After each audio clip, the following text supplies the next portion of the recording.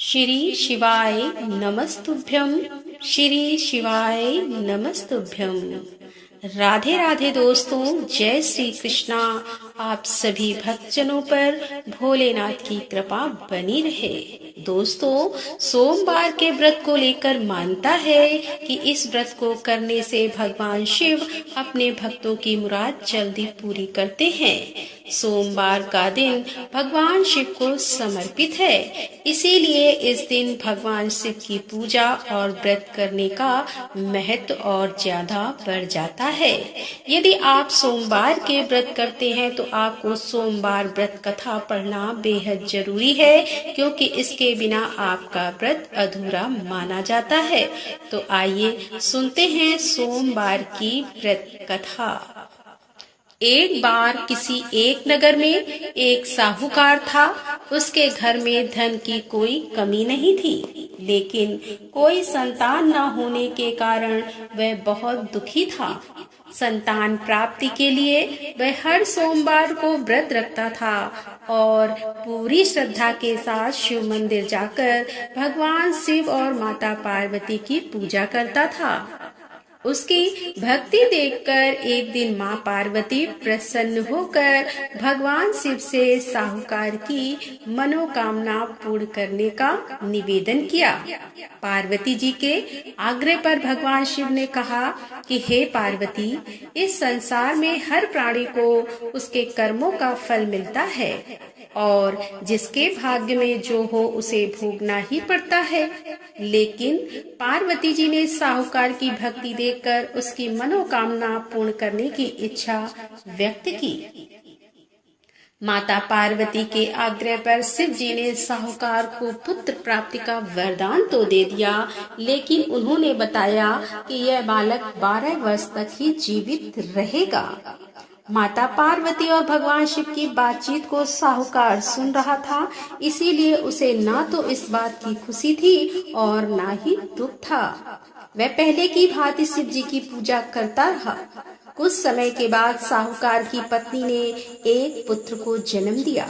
जब वह बालक 11 वर्ष का हुआ तो उसे पढ़ने के लिए काशी भेज दिया गया। साहूकार ने पुत्र के मामा को बुलाकर उसे बहुत सारा धन देते हुए कहा कि तुम इस बालक को काशी विद्या प्राप्ति के लिए ले जाओ। तुम लोग रास्ते में यज्ञ कराते जाना और ब्राह्मणों को भोजन दक्षिणा देते हुए जाना। दोनों मामा भांजे इसी तरह यज्ञ कराते और ब्राह्मणों को दान दक्षिणा देते काशी नगरी निकल पड़े।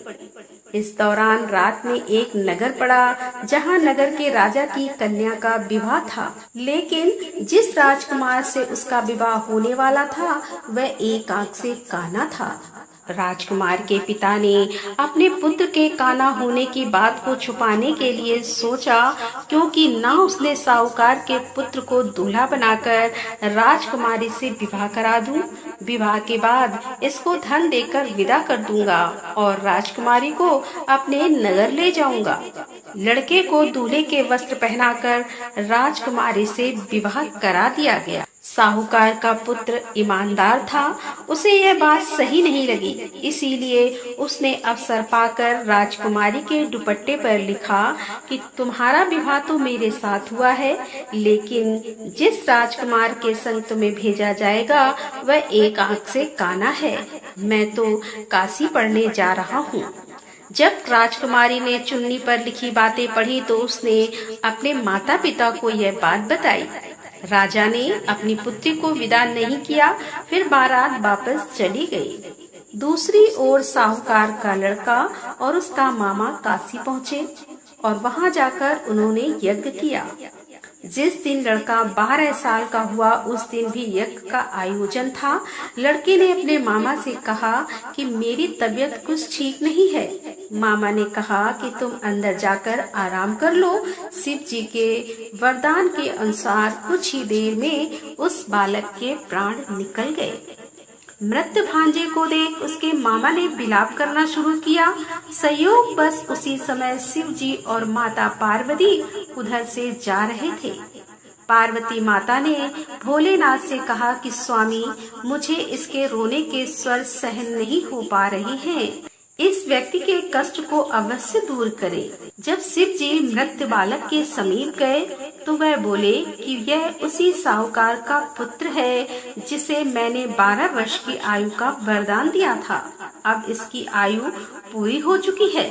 लेकिन म्रात भाव से विभोर माता पार्वती ने कहा कि हे महादेव, आप इस बालक को और आयु देने की कृपा करें, अन्यथा इसके वियोग में इसके माता पिता भी तड़प तड़प कर मर जाएंगे।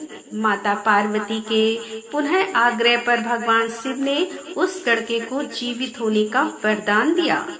शिव जी की कृपा से वह लड़का जीवित हो गया। शिक्षा पूरी करके लड़का मामा के साथ अपने नगर की ओर वापस चल दिया। दोनों चलते हुए उसी नगर में पहुँचे जहाँ उसका विवाह हुआ था।